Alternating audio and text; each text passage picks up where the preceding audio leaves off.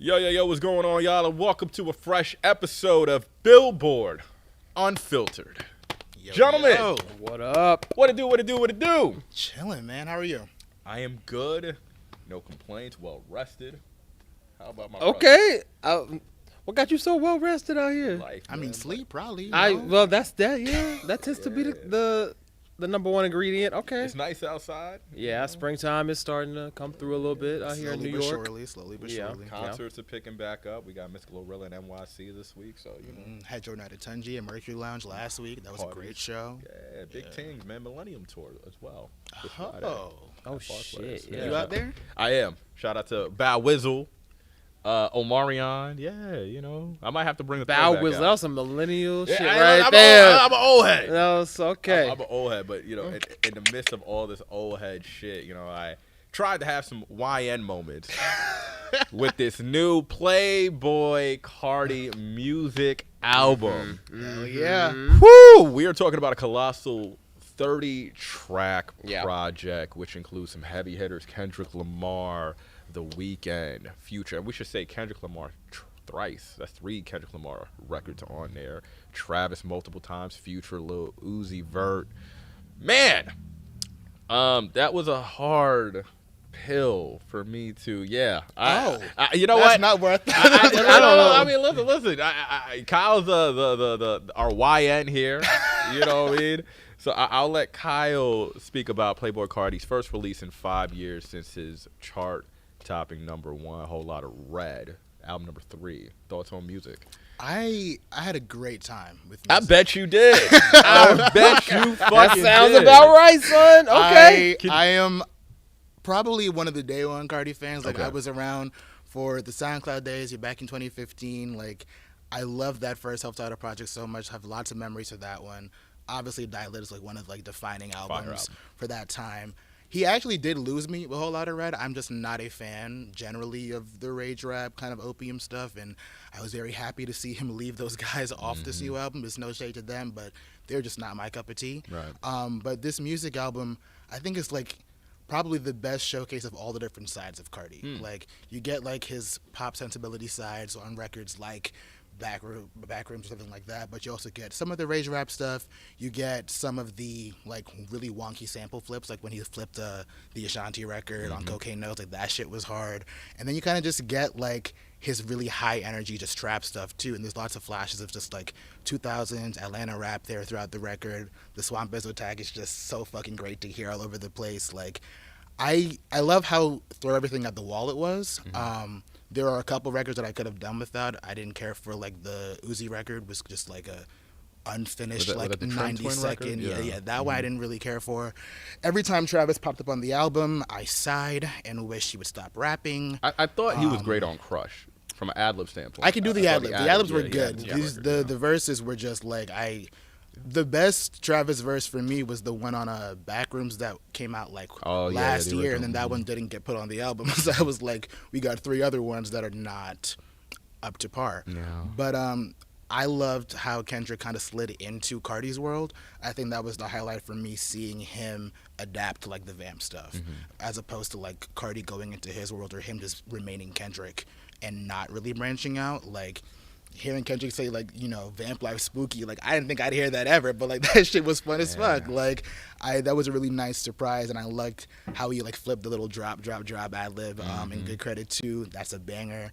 I had a great time with music. I think it'll be one that I keep in rotation for most of the year, but definitely too many songs, because there's like a really great like 16-track album hidden somewhere in there, but at the same time I do think he would have needed to like sacrifice certain parts of himself to make it that slim. So I do like that he gave us so much, and it's been 5 years. We not that we're owed that much music, but you know, I'm not going to turn my nose up at it. So yeah, All great points. We're talking about a project that has close to 15 features.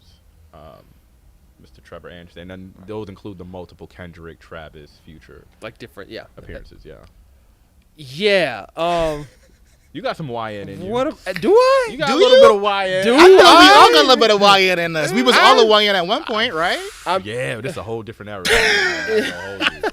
Yeah, you know, it's one of those things where I the buildup obviously was so big, and how many years it had been, and then you hear all about like, okay, because I even was asking, I know somebody close to me who works like in a high school setting, so I was kind of surveying. I was like, okay, what do the kids think about Carl? Like, he's very kid friendly, but like, let me really get a pulse on the ground. And this person was like, well, the kid's on spring break, but they did run into one of them, and this person is like 20, and this person was like, I like him. I mean, he kind of scary, but I like his music. But I think it's mostly for the teenagers. Mm-hmm. And I was like, you're 20. Yes. And you talking about this is for the like, I feel like everybody kicks it back. Like, he's like the most, it's like the 30-year-old's like, nah, it's for the 20-year-olds. The 20-year-old's like, nah, it's for the teens. The teenagers are, I mean, at this point, like, it's going to be the infants, going to be the base. Wasn't it you that said you saw on X that they were calling it boy music?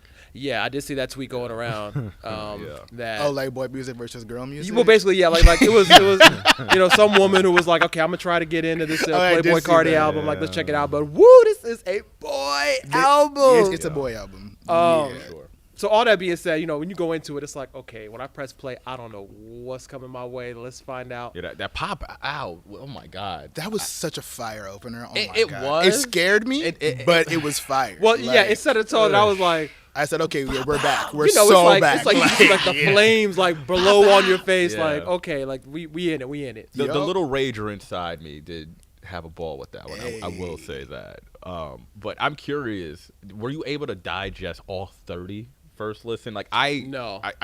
I went like first 5, stopped, but then I went straight 20, and I was like, this is a lot. Like, paced it like a marathon. I will say it wasn't that bad for me, only because like a lot of them weren't full-bodied songs. Yeah. Like they're super short. There's a lot of like half songs that clearly like weren't finished. It was like even on the song, like an hour maybe. Like we've gotten longer albums with less tracks, low key. So it was like it wasn't too much for me, but the number 30 was just daunting to when I opened up the music app. Like, okay. It was interesting because even on some of the songs themselves, there were like a lot of gaps. Mm-hmm. I was surprised that because usually Carti's really good like filling a lot of that space with ad libs and kind of this and that.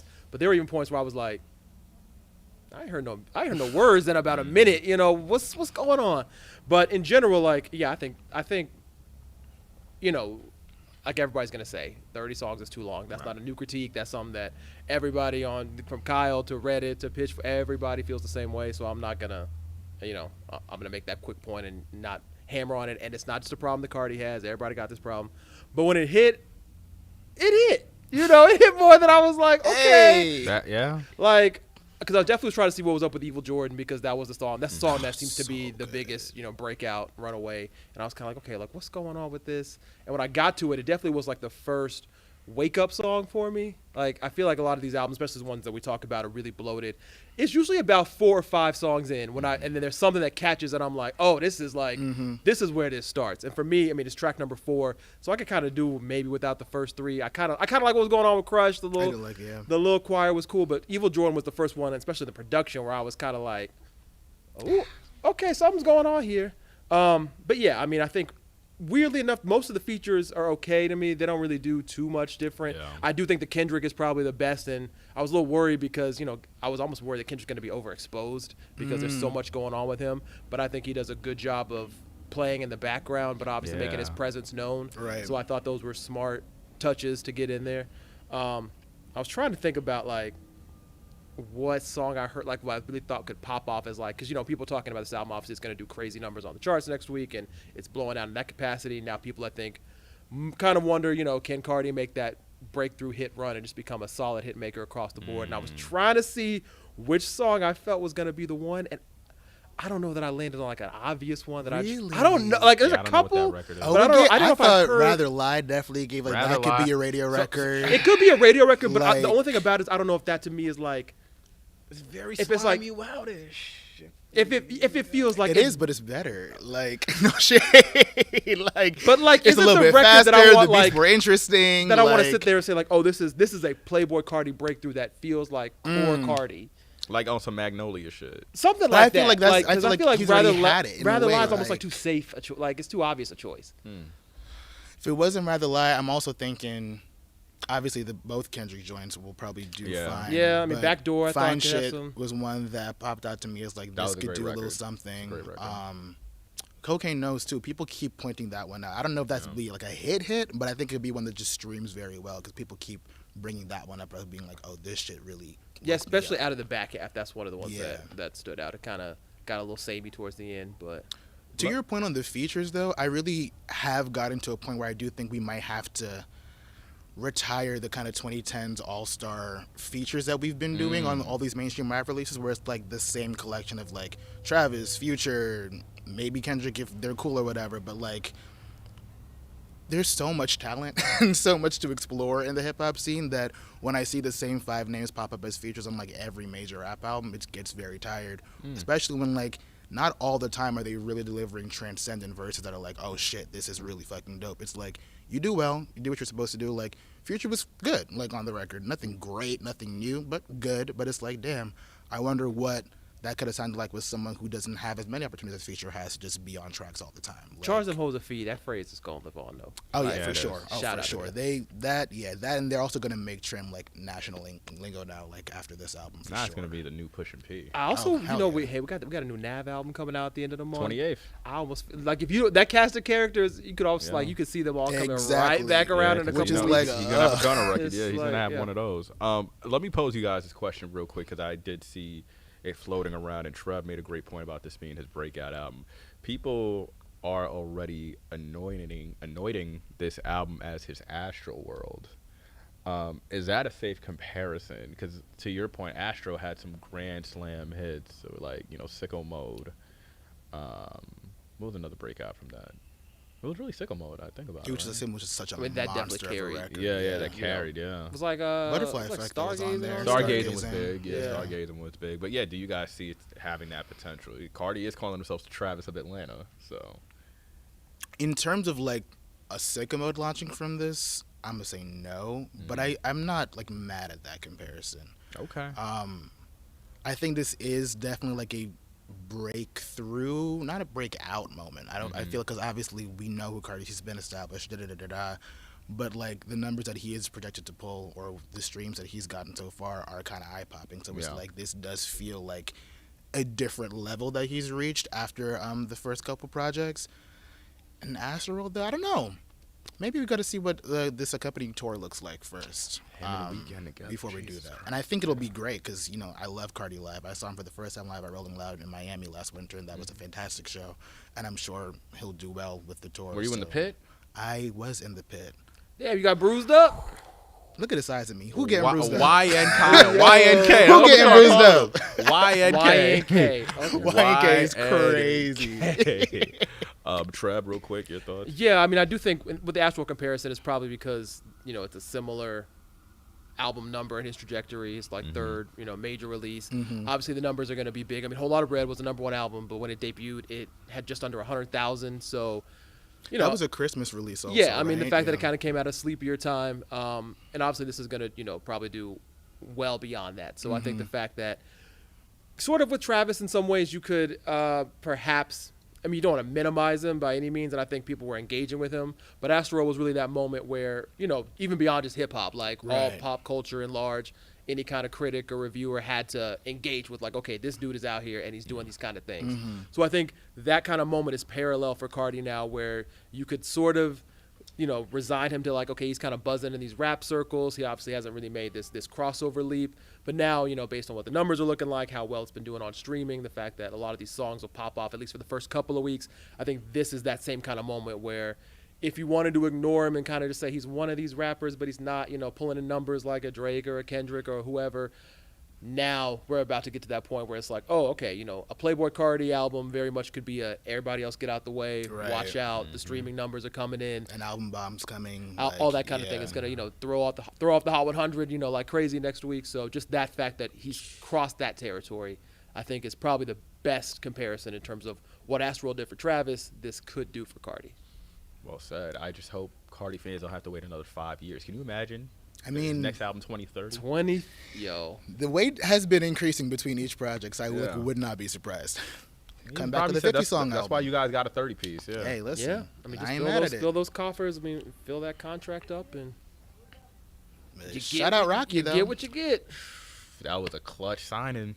Shout out to Shout out Rocky. Rocky. Yeah. A&R Rock. Come on. Yeah, so shout out to Playboi Carti. Excited to see what he does opening week. Now, moving on. Miss Lizzo. Oof, man. Jesus. She had a time on X. I know Lizzo gotta be tired. Came Oh over my from God. Blue Sky to have a time. She on did. X. She I actively was gotta like, make y'all that got clear. me, y'all got me fucked up. I will first off love to say, Lizzo, I'm so proud of you for your weight loss journey. Remarkable, has been very inspiring. So want to give her flowers on that. But baby, some of the things she said on X. No, I just had to, you know what I'm saying? In case you guys haven't seen Miss Lizzo, about damn time she is back. Dropped 2 records, Still Bad, Loving Real Life. Not necessarily getting the same fanfare that she's accustomed to seeing. Any fanfare.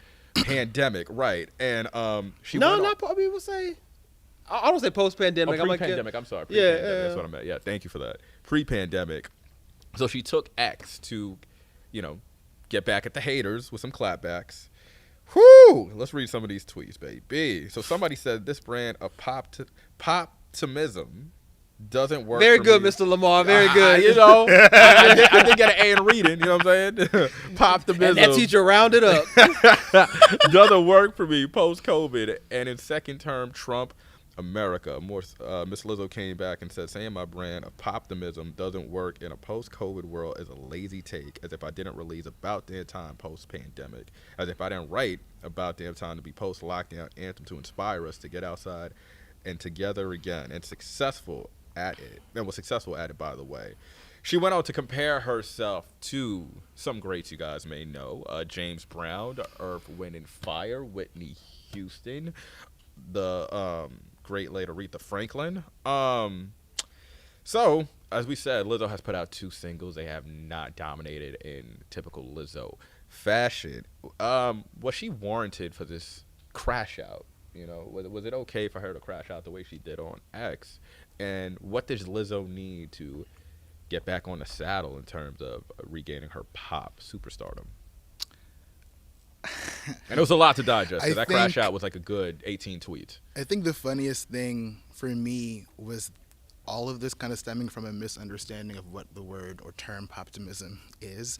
I think that initial tweet was made with the understanding that poptimism meant like pop plus optimism is like optimistic pop music, or like upbeat, like Sort of a Katy Perry kind right. of vein, or which is like everything's gonna be all right. Yeah, which is just not what that is. Like optimism is really like a music journalism sort of term that was kind of created as a school of thought in opposition to rockism, which unfairly sort of valued authenticity and instrumentation and self-writing as the tenets of like good music, and kind of in that way devalued popular R&B acts, popular pop acts. So when you look back on some of the critiques of those albums back in the day, they kind of got panned versus how they might have got received now in more recent times, because critics are now a little bit more open to valuing popular music artists who are not based in the rock tradition with that same kind of care and consideration. Not what we were talking about here. Yeah. Unfortunately, we're going to have to go with that new definition for this conversation. But I don't think the problem was the song was optimistic. I don't think the problem was the song was pop. No one's had a problem with Lizzo making pop music because she has only made pop music since she's blown up. Like, she hasn't done anything else but pop music. The songs suck. That's genuinely the problem. Like, they're not good songs. She's come harder before, and she can come harder. These just didn't work. This is not the first time she has had records that haven't connected.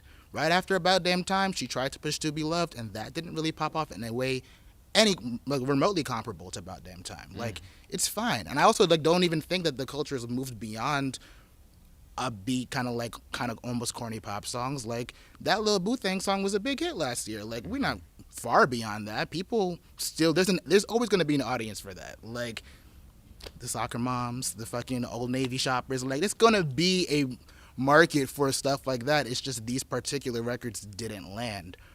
And that's okay. Not every record lands all the time. Right. I think it'll be very difficult for her to figure out how to make any record land after those allegations came out last year. Yep.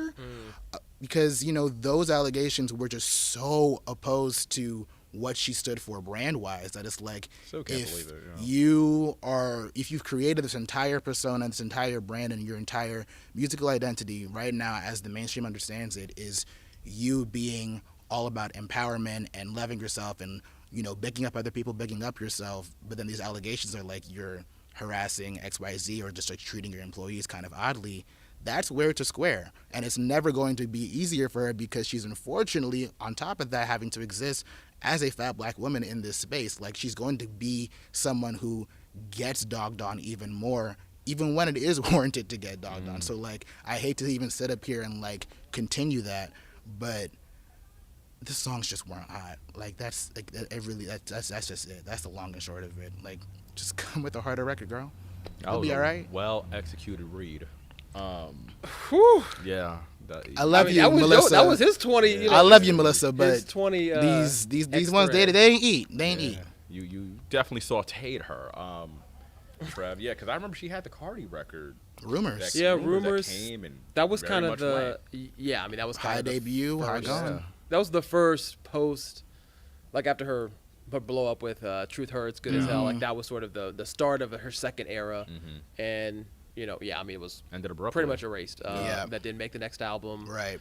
You know, I mean, even About Damn Time came out. You know, that started out like lower than you would think based on where it ended up. I mean, it started out sort of in the middle of the Hot 100. It was kind of on its way down. Then there was a TikTok dance, and Lizzo was herself very, you know, active in promoting and pushing it. I mean, it wasn't anything that was organic in a way, but obviously it got its support there. The radio came in time, picked it up, got it all the way to #1, won the Record of the Year Grammy. So, you know, to the point about what Lizzo can do to get back. I mean, I think Lizzo is, you know, she's always one single away from making it click. Absolutely. About Damn Time is clearly that example. You know, what that single or when it comes or how it's going to come, I don't know, you know, in the same way that no one probably saw the About Damn Time journey. So I don't know what it's going to take. What I am surprised by, to the point about the allegations and the sort of drama around the up and downs of that, you know, that felt, and maybe I was just misreading, like it was a little more in the rearview mirror in terms of timing than I expected because that's what I thought it was. I thought it was more in the rearview mirror. But when this song came out, that was one of the first things people were very like in the comments on the YouTube videos and comments on Reddit, like just on social channels. They're like, "Oh, we ain't forget. Like, aren't you the one who?" And so, yeah, that stink has like lasted on her longer than I thought it would. I thought, you know, I mean, look, we live in an economy where people can do stuff last week and next week you forget about it and you can, you know, whataboutism, everything to death. But this really, you know, hit a chord with who her core audience is and some of her major listeners. And, you know, that is one thing. If the casual listeners that come and go, you can lose them. But when your core audience sort of has this problem that feels like it hasn't been addressed, and I know she's been on Keke Palmer and a couple places and, you know, spoken about it to some degree. Kind of like talked around it. Yeah, it just feels like they haven't gotten the answer that they want. And, you know, I guess these songs are not enough to where they feel like we can ignore it. You've been selling like an image since like what 2018 at the like earliest. We want to go to like the Coconut Oil EP, I guess. Like it's 2025. We've been accustomed to something from you, and then you get this case, like a legal case. It's like, what do I even do with that? Because like, I mean, didn't some of them like drop? Yeah, some of them I think did drop. Because I think that's the murkiness of it too, where it feels like she sort of won in a sense because, you know, it didn't go all the way and they dropped the case. So it's like, I can sort of see where she's like, okay, well, why is this still on me when, you know, clearly some of them felt like this wasn't enough to go on. And to that point, we'll talk about it even later in the show. It's tons of male artists who do way worse shit who actually do get clocked for it legally and still have legions of fans and supporters. So I'm sure it's even more of a mindfuck for her to be like, I even do half the shit that was that bad and y'all don't like my shit. It's weird because I always felt with Lizzo, even when she first came out, like, yeah, obviously About Damn Time, Truth Hurts, all acclaimed, but there was still like a core section of haters, like whether they were fat shaming her or like, I don't know if you guys remember when she was at the Clippers game and when she wore the cutout dress. Right, when she wore the cutout dress and it was outrage about nasty, that. You know, cats have been waiting in the shadows. Yeah, that's why I'm saying I know Lizzo got to be tired. Because if it ain't this, it's that. If it ain't that, it's over there. If it ain't over there, it's back here. Right. Like it's like she ain't had a month apiece. And the only month apiece she has is when she like goes away. And it's like we were saying, like the Good Sister, like she was on her weight loss journey, looks incredible. dropped her first record and tanked. But listen, even though you're 0 for 2, baby girl, you know 0 for 2 is not a strikeout. You know, you got to get 3 of them bad boys. So you still got room. I was saying, so she still got room to, you know what I'm saying, like not strike out to get ahead. Pop pessimism out What here. you mean? I'm saying she's 0 for 2, but it takes 3 for it to be a strikeout. So you know, you still got room for a hit. I'll add one other thing on a more straight up level, like.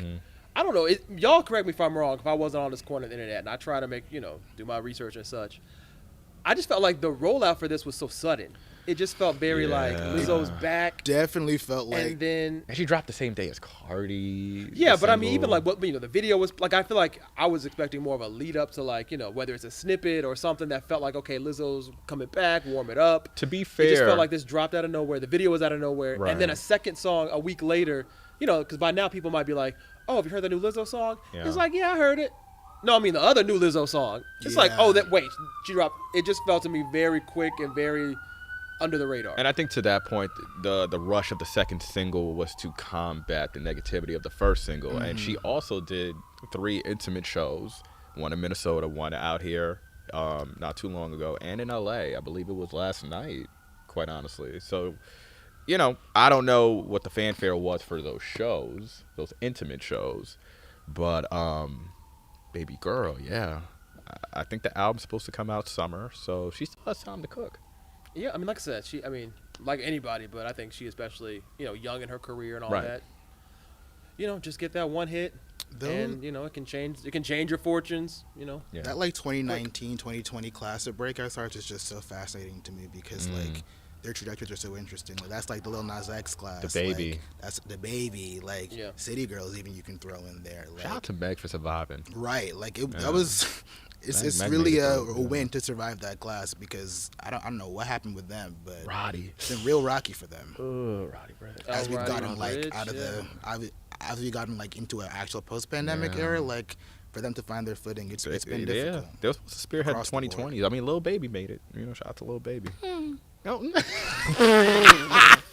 He's coming off a number one. I was going to say, Lil Baby had a number one album this year. Dumb and Dumber video just came out and did go top 5 when it debuted. So, I can't wait for Dominic. It did, yeah. Dumb and Dumber. Did it? It debuted top 5 on the Hot 100 or top 10. Sir, that song debuted at 16. I knew the Dumb and Dumber. Sir, that song debuted at 16. Wait, he didn't have no records peaking in top 5. No, bro, that and he was still went number 1. That's kind of crazy. Yes, look. Something in my brain. Okay. I was like, this is why you're the man of the charge. Sir said 4, and it was. Hey, Dominique, you still got a number 1 album, baby. Top 10 to 16. Listen, he still got a number 1 album though. That's what I was like. I was like, did I pat? Was I a coma that week? Really, you know what? I may have got confused, and that may have been the Apple charts. So my apologies. Well, the album was number 1. Apple Music. I'm Dumb and Dumber. Okay.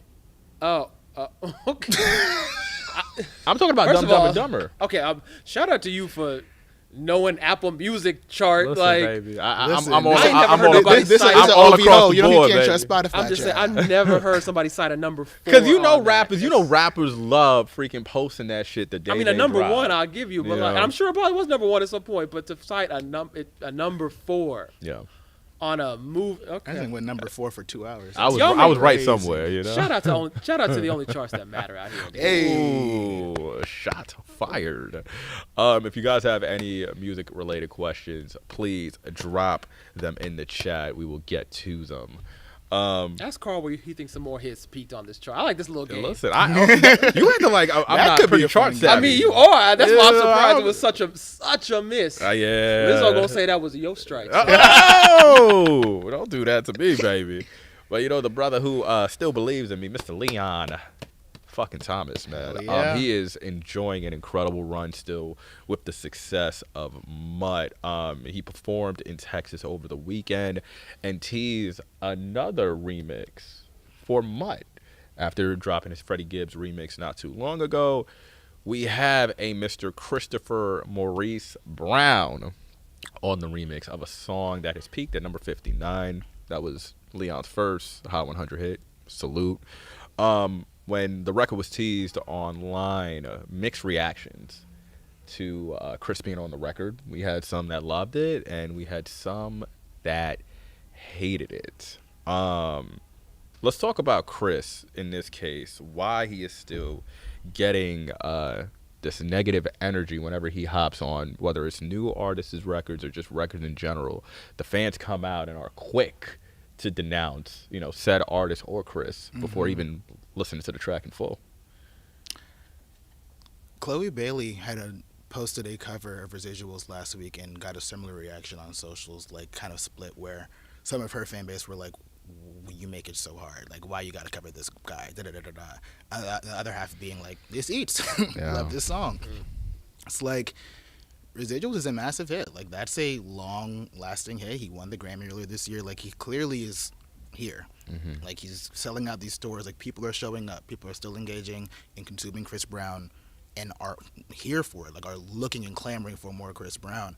So like business wise, I can't even be like it's a bad decision, but I think it's more of a symptom of us like being in the middle of two generations of Chris Brown fans, where you have the ones who like grew up with him, like with like his version of This Christmas and With You and fucking Run It and all that stuff, and then you have a generation of listeners who really know him as this is a guy who be terrorizing women basically, and somehow it gets hits every now and then. But I know him more because he beat up this person, he got a restraining order against that person, and Those two generations now coexist online and in online circles, so I think that's why you get such a mixed reaction. And part of that younger generation, the younger demographic, does in a way expect a level of morality from their favorite artists, or they impose their own moral compass on those artists.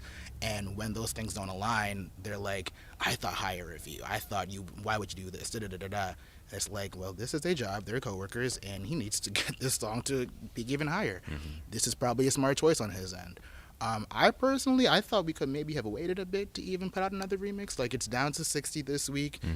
We got the Carti album bomb coming, so like that'll fuck it up. But I think we could have gone like maybe 3 or 4 more weeks before we put out another remix. But hopefully it's fire. I would hate for we have a discussion. It's like a mid remix or a forgettable remix. Like that would really suck. I can't. What's crazy about Chris? I can't name the last time I've heard a mid Chris Brown feature.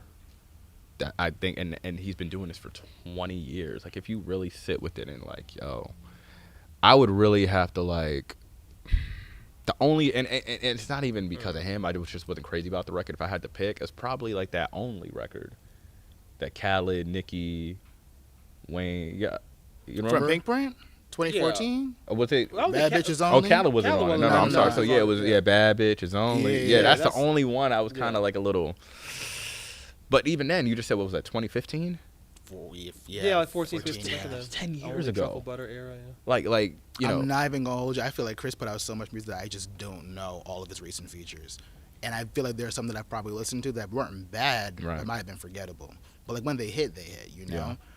I think I'm just such a big fan of Mutt, the song, and of Leon, that I really do want his solo version to remain the definitive version of it. Fair. Like, if this got, like, Savage remixed, like, I'd be very sad. Like, I don't want, like, in terms of, like, the remix kind of, like, replacing the OG Savage, culturally. Yeah. Oh, you don't like the Beyonce? No, I do like it. No, I just don't want that to happen to Mutt, is what I'm saying. People think, Mutt is a song, but a collaboration. We get to the Grammys, and it's like, Mutt, the Grammy goes to Leon and Chris. Like, I'd be like, damn, like, I really wanted this to be the solo, like, moment for him. So, and we have the remix for Freddie already, which is great, and kind of did its thing in terms of not taking over the solo version, but, we'll see. People could also just not like it and go back to the solo version. We got to hear it first this Friday. Yeah, that is kind of one thing that, and I get both sides, because obviously, like, the song's on its way up, and it's a song that has been climbing for a little bit now, you know. And the fact that it is breaking into, new levels of the Hot 100 and still has some room to grow, you kind of want to just see that success story, from the ground up go all the way. People think remixes are cheat codes and all these kind of things, and obviously, any remix is going to help. But there was something kind of nice about, like, if it could really be a Leon Thomas, like, Little Engine That Could story. Yeah. That I think, we'll see if it gets lost in the sauce of the remix, in the same way. You go at something even as big as, like, Despacito or something, where it feels like the conversation kind of got taken over in a different way. Obviously, the remix is what really powered it all the way to it's huge status. But some people feel like, oh, it's only because of Justin, and they kind of downplay this and that. So I'll be curious to see how much Chris is on the record, and then to what degree people start to attribute the success of it, to Chris or not to Chris. To Kyle's point, look, Chris is obviously, which let's step back and remember that Chris is 20 years in the game. 20 years. So the fact that he is in this era that doesn't feel like it's Chris Brown's last lap or his last gas. Nowhere near.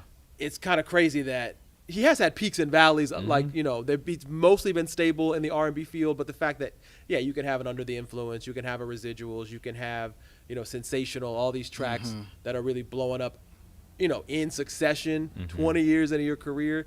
That is something that, I don't even know the last person to really make that kind of leap. Certainly not in this millennial generation. Yeah. Usher was closest. He probably went about 15 years kind of nonstop. And then, you got to kind of go back to, the cats and maybe, I don't even know, like the 80s or whatever, when careers had a different kind of trajectory. So the fact that, he is a proven hit maker, an automatic hit maker, I mean, you can't, like from a business point, it's discount it. And then to your point, right, even think about the era before that, like when he had No Guidance, Go Crazy. Yeah, I mean, those are top 5 Hot 100 records. And people, especially like on the pop side, of course you could have thought Chris Brown was done and he would never kind of go back to that level.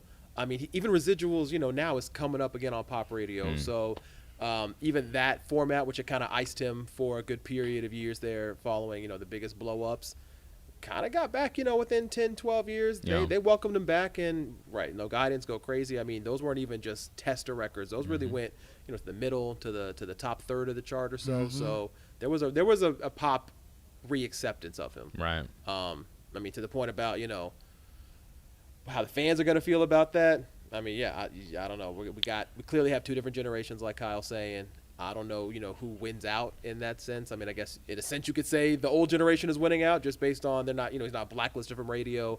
The concerts are doing well. I mean, even the Grammys, to give him that award is a sign. There's not too many places where it feels like he's completely not welcome. Right. Even if it's taken a long time for a lot of the ice to thaw out.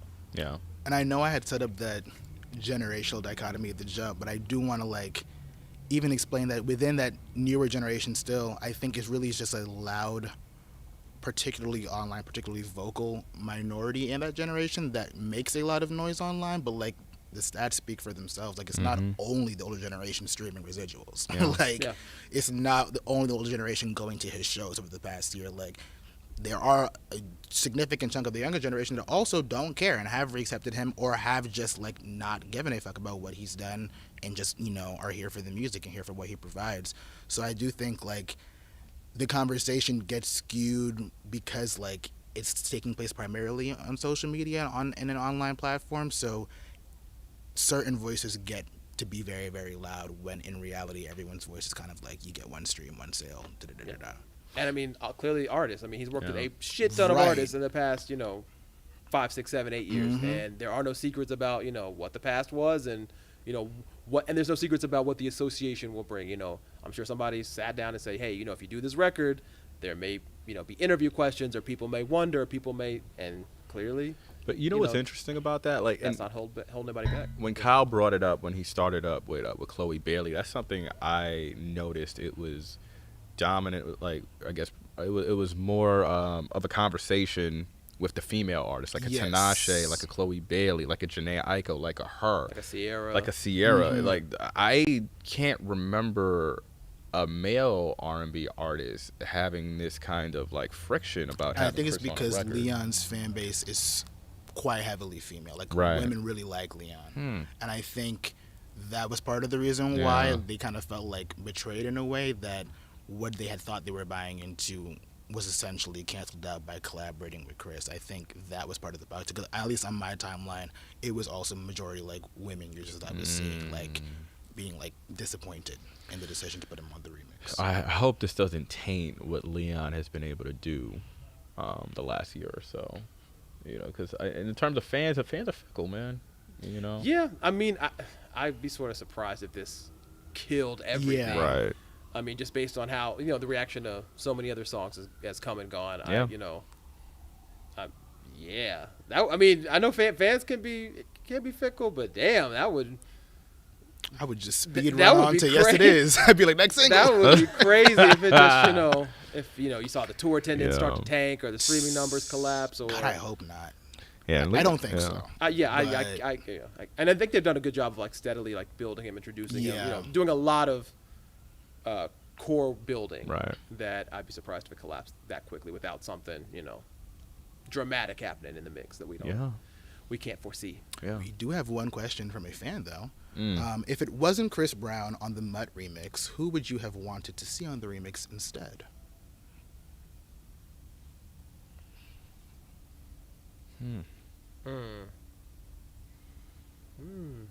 Damn. I'm not settled on this name yet, but I know that I would like to hear a woman on it because it's like such a masculine, like doggish song. I would love to hear like a female response perspective verse. I like that. Who got that like kind of swagger for it? Kaylani comes to mind. Good call. And I think that's who I'm settled on right now. Good Yeah. call. She's been on a great features run. Yeah. Lately. This worst behavior song. Speaking of features run, that song is starting to pick up some heat. So. Hell yeah! Shout out K1. She's been beasting. I'm probably gonna stay on that same train with you. I would love to see him and Coco go back at it again. Oh yeah. I thought And the when they've chemistry, collabed, they be singing together. I thought Here We Go, the remix was phenomenal. So I would love to see what she can do on his track. I'm trying to think of somebody who's got that right kind of. I mean, those both have the right kind of bite. Like, like I'm trying to think of who got that dog in them for I real. was Yeah, that like- dog in him, yeah. And it doesn't have to be like R&B. This is true. I mean, I want to think of like bite verses. I mean, Glow like in this current era comes first to mind. Like I think about the record she did with Moneybag. It'd be They were dope to going hear back on and a forth. record like Mutt too. We haven't heard her on a track like like this. I could see. I mean, when I think of like who yeah. I mean, I might go with Glow. Yeah. Like I think that. I think she brings that right kind of that that hype energy, especially that Memphis. Like I said, particularly when I think about that song with Moneybag where they were trading back and forth and just On What kind You Want? of Yeah. I just think that she has good precedent for that. Nah, that shit was a hard funny as record. fuck. You know who would be good? This would be my number 2. I think a classic Wheezy verse would do, because I just think about all the puns he could do, like with Oh, dog yeah, and yeah, Mutt. yeah. You would have a field day on that. I mean, where doesn't a classic Weezy verse slide in really? But I mean, I don't know. That Jello record did it really. you said I agree, but I would also say if we wanted to like really dig into like the rock sensibilities of the record and like the funk side of it, Michael Kiwanuka would be a really nice choice too. Like really just like you getting in that bag. lean in there. Yeah. Like, okay, come on, that could be tastemaker. dope. I feel Ain't like on there's a Kyle, lot man. of places to go with that record. Like you could go rap, Okay. you could go soul, you could go funk, you could go Yeah. rock. Like it's a really expansive sound. That's why I'm like, damn, we could do a whole remix back. I'm excited to hear the record. Not like the Old Town Road, Soul Town Road, Billy Ray Now we have like a Cyrus, different loyal version for Diplo- each region. Yeah, Like yeah, something yeah, like yeah. that. Not the EDM. Diplo, Calvin Wayne Harris. Buck, like, I can't. Shout out to Leon Thomas, man. He also had a great Tiny Desk, by the way. Fantastic. Yeah, super fire. He is having a great run right now. So can't wait to hear the record on Friday. That is our time. Ladies and gentlemen, appreciate you guys checking in and tuning with us for another episode of Billboard Unfiltered. We will see you again. Peace.